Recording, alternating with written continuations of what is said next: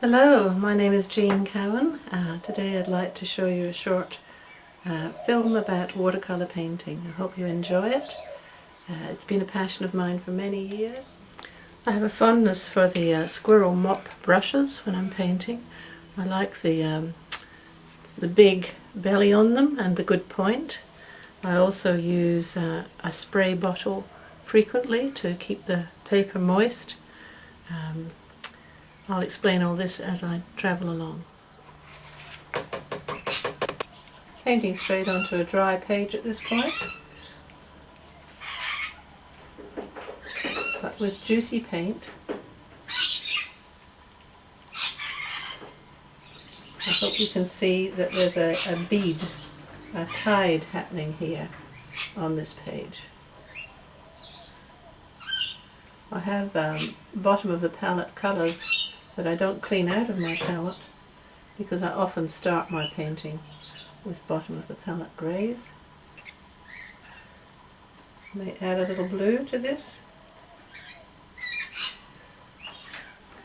as it's further away, gives it a depth and distance. Let watercolour do its work, let it run around, don't fuss with it too much. One of the big tips on watercolour painting.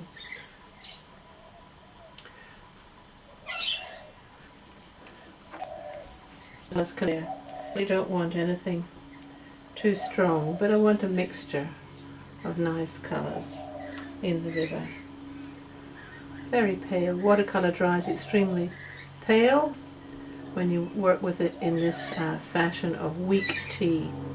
Weak tea means a lot of water, still got pigment, but a lot of water diluting the pigment.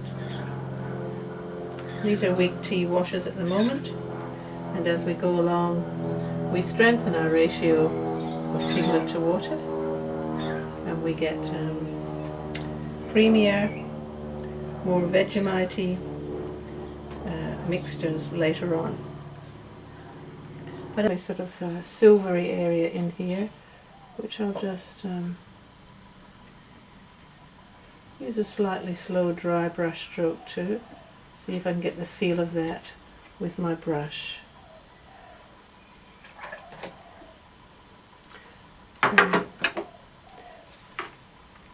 It may be difficult to see, but I'm working on far away, coming forward.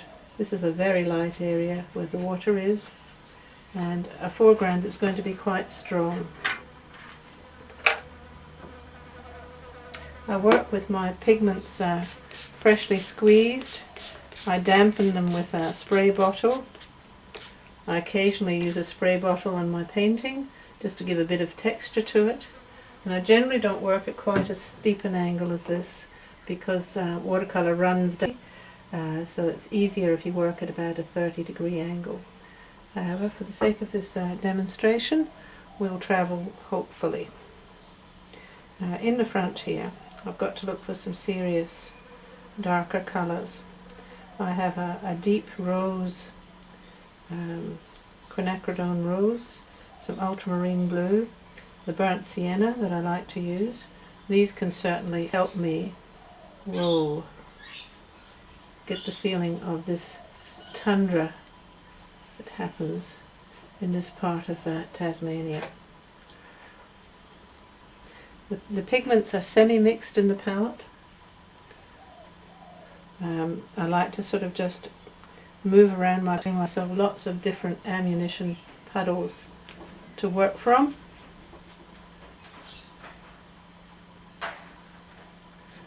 Always reloading my brush. Now you can see that the consistency of the paint is slightly thicker. It has still a bit of a bead in it.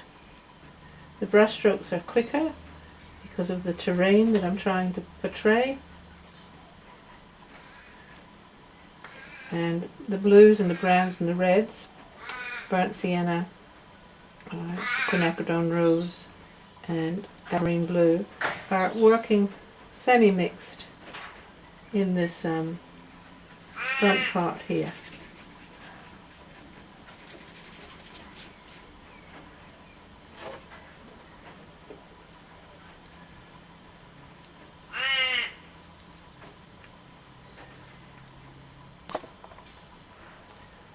I often look at my painting with a mount around it once I've got the page covered.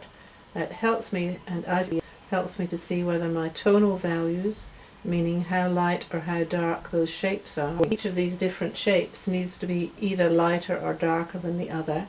That perhaps will help you understand what tonal values are. At this stage I'm ready to do some calligraphy with a pointy brush, good point on it, but still not a small brush. I don't like to use small brushes because I think you need still to be able to have a belly in the brush. Good point on this one, so that you have a lot of pigment and water can come from it without reloading too often.